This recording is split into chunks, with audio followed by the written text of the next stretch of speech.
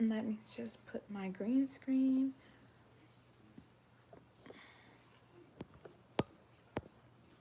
Today we are working on step 5, which is the last step of my Healing the Mind workbook. I'm so excited to share it with you all. The last step is all about weaving our purpose web. It's all about embracing our complexities. It's all about taking all of our different all of our different passions and weaving them together so that we can understand our purpose, so that we can understand what we're here to do, what we're here for. Okay? And when I created this page, it was all about just me being a multifaceted person. Because as a multifaceted person, my interests are all over the place. As you can see, if you've been on my YouTube channel, you know that my interests are in astrology, spirituality, self-love, personal growth, and healing. So that's a lot of different things, right? And that's a lot of different niches. So I was not able to niche down because I just had way too many passions. I'm way too passionate about healing. I'm way too passionate about astrology. I'm way too passionate about growth, personal growth. I'm way too passionate about spirituality. I'm just really passionate in so many things. And so I decided to use that and blend all of my passions together, or for a better term, bridge them together to create my YouTube channel.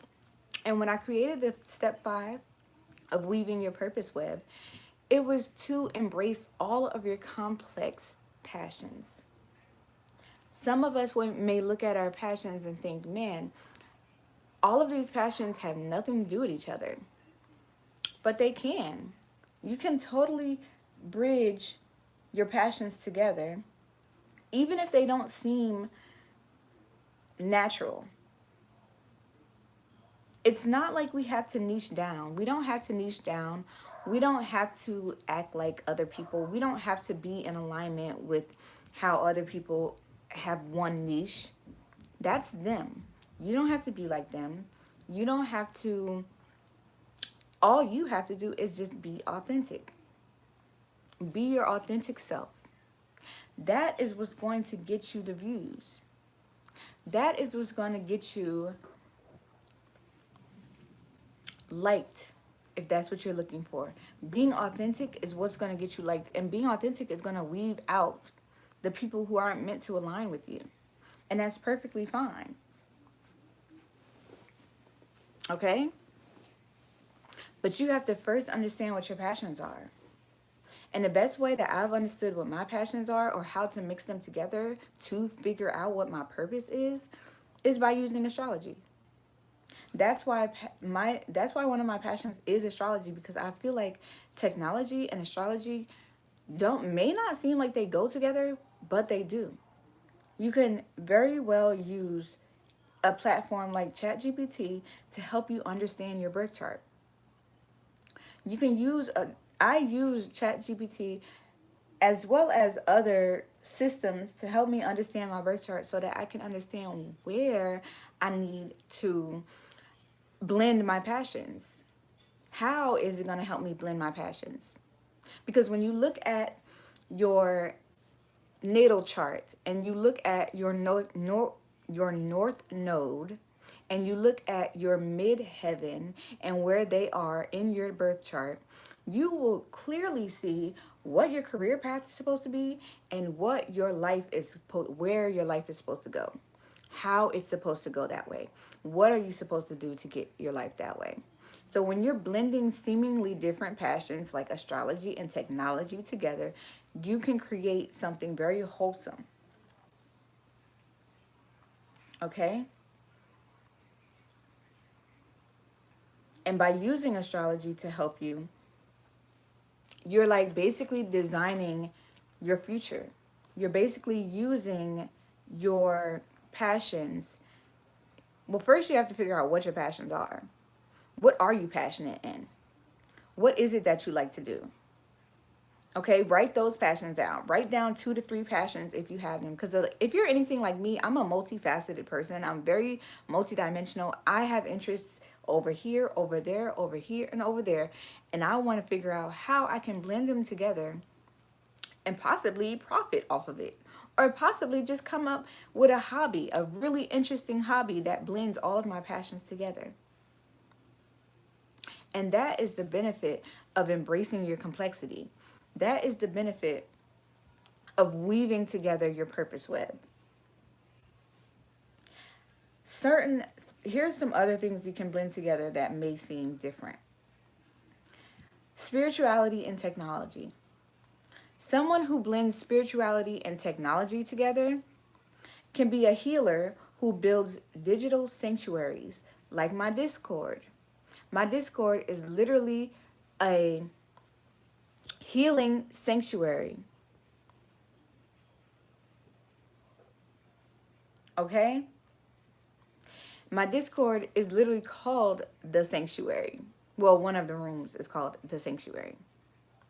And it's literally for people who want to come in, who are interested in a healing spiritual journey, who want to connect with other like-minded people who are interested in the same types of things, and who have a safe space to come in and express themselves and exchange situations, exchange experiences. That is how I use spirituality and technology together. You can also be a meditation guide who uses automations to create daily rituals. So you could be someone who wants to create these daily rituals for someone or for the collective. And you want to have affirmations. You want to have grateful rising posts. You want to have a sound bath sessions. You want to do yoga. And you want to do all of this. This is all spiritual.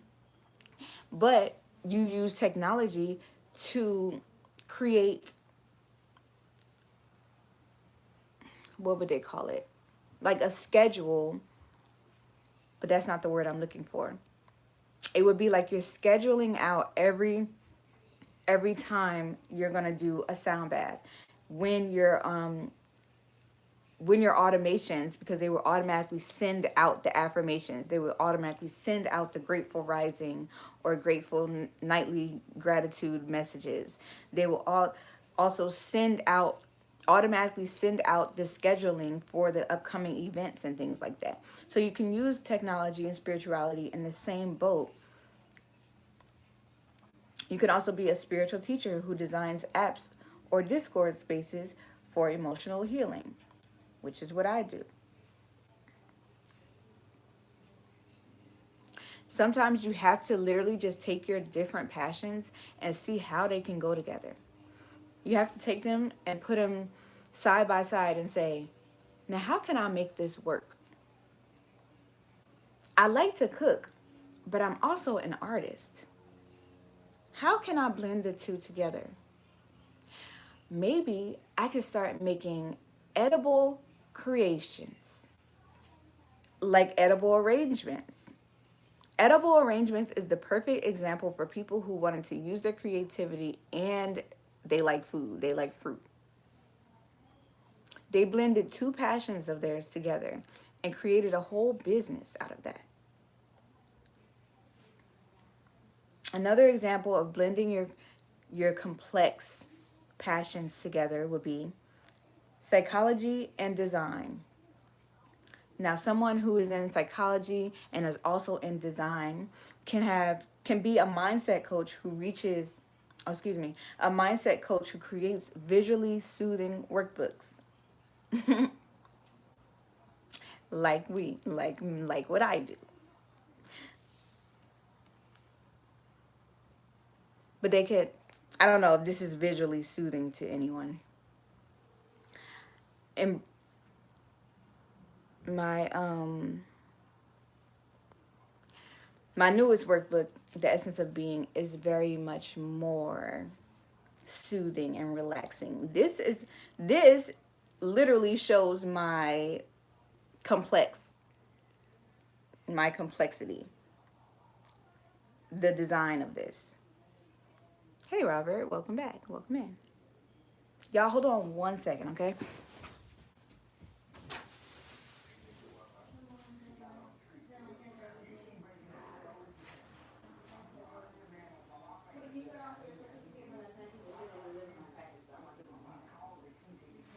Please, please. They said they delivered it, but we don't see it. Huh? Okay. Go downstairs real quick and see if they got my package downstairs at the mailbox. Thank you, my love. Okay, sorry about that, y'all. Okay, where were we? Another example of weaving your passions together would be astrology and leadership. How can you blend astrology and leadership together? You could be a coach who helps women lead in alignment with cosmic cycles. If I have any women in here, you know that we correlate with the moon and its cycles. We have our luteal phases, our menstrual phases, and all our other phases, okay? And that aligns with the cycles. So we can use the moon cycles or moon phases to help align us with how we're feeling, or what we need to do, how we need to be mindful of our bodies right now. You could also be a strategist who uses moon phases to plan launches, like people who do full moon like activations or rituals or new moon rituals. You can also be a mentor who blends birth charts with identity work. This is what I was just talking about. When you're trying to figure out who you are, you're on a self-discovery journey, you're literally becoming autonomous. Because at this point in your life, you're becoming autonomous. You're becoming the leader of your own life. When you're going down a rabbit hole of who am I? And you start understanding all of your complexities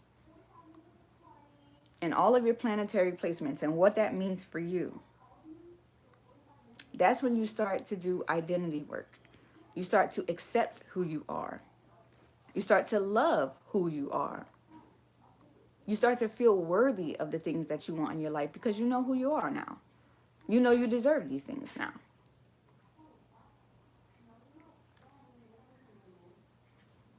Thank you, my love.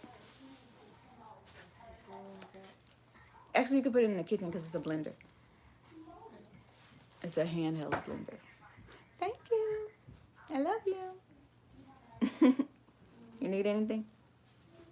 No, I need some something like that. Okay. You need help setting it up? No, because I need a sponsor. That's why. Okay. Well, after I'm done, okay? Okay. Okay. Sorry about that, y'all. So, like, what are some passions that you have that you feel like are just out of this world? Like, you can't blend this passion with that. Sports doctor. That's what I was trying to. That's what it's called, right? People literally study to be sports doctors. People who are interested in sports and people who are interested in healing. And they literally bring the two, bridge the gap by becoming sports doctors. Those two things seem totally opposite.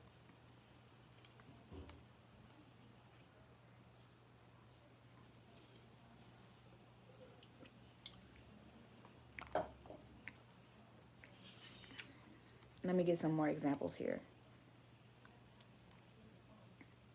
Entrepreneurship and inner child healing.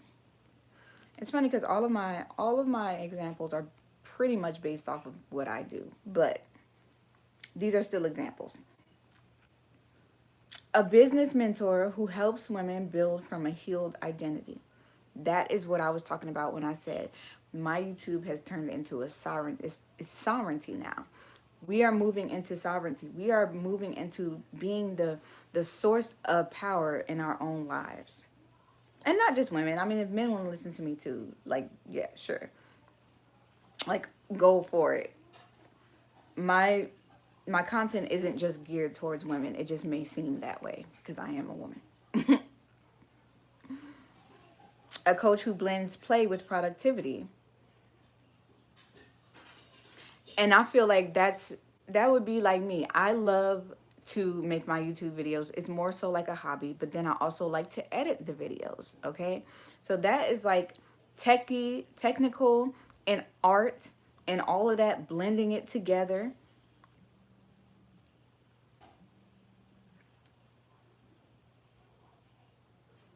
Okay? Then we have art and spirituality. This could be a painter who channels intuitive messages. That is beautiful. You're a painter. You love to paint. But you also are really connected to the divine in the spiritual world. That you can see these things. And you put it on paper or you put it on a canvas for the rest of us to see. That is a beautiful way to blend your two complex passions together. A healer who uses art as a ritual. Like having an altar. Light eye language. What you mean, honey? Like having an altar. Someone who creates an altar, that's like art. I have an altar. It's beautiful. It has all my workbooks, not my workbooks, but it has all my journals, my spiritual books, a few crystals, incense. It's just very well put together. It's probably the neatest thing. Late language. Like, is it slow? Am I slow? Like, is my video slow? What do you mean? You can make a beautiful altar. And that's how you can blend the art and spirituality together. What do you mean, Robert? You said late language.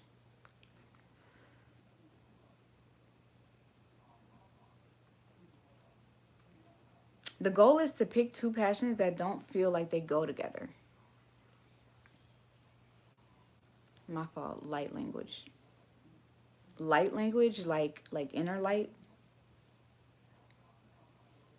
like divine light. I never heard of light language before. Can you explain? That's very interesting. Two seemingly different passions could be psychology and design. Some people draw light language. Oh, you mean like those people who draw like angels, and when they see angels, because angels don't really look like what they depict angels to be, but like they draw the angels that they see, or you're like paint.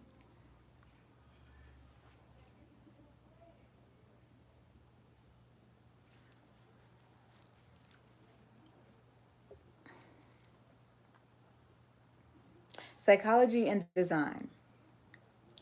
That could look like a mindset coach who creates visually soothing workbooks, or a therapist who uses color theory to support emotional regulation, or a designer who builds tools for self-awareness. You can mix psychology and design together, and they seem totally different, like two different ends of a spectrum.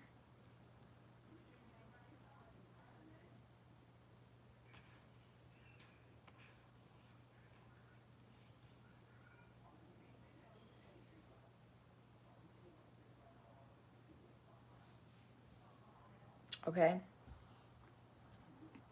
You can blend music and soundscapes with nervous system work and leadership. You could be someone who goes and puts together these retreats. You use sound bowls, you do yoga, okay? You go out in nature and listen to those sounds to help regulate the nervous system. But you're the guide in this scenario. So you're using music, you're using nervous system work, and you're using your leadership to create basically a sanctuary for people to come and relax their nervous system by, oh, what's the word I'm looking for?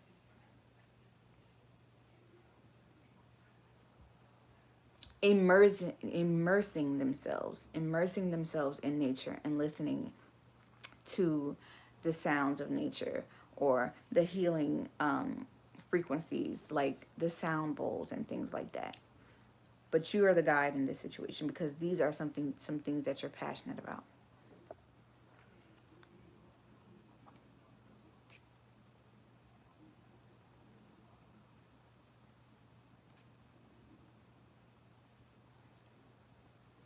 Tech, ritual, and writing. Let me find some more. Your complexity isn't a flaw. It is you. It is your blueprint. It is who you are. It is what you are made of, and it is what you're supposed to put out into the world. You're not supposed to look like the next content creator. You're not supposed to look like the next artist over there. You might want to paint like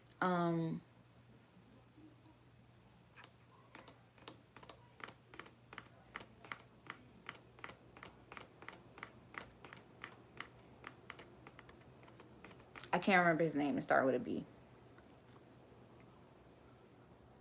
But you might want to paint very abstract paintings. Okay? You might not want it to look all pristine and perfect like some others. And that's okay. You might want to paint very abstract paintings on the highest building and record it. Because you like heights and you like painting weird stuff. And you like showing the world. And that's okay. Be you. Do you.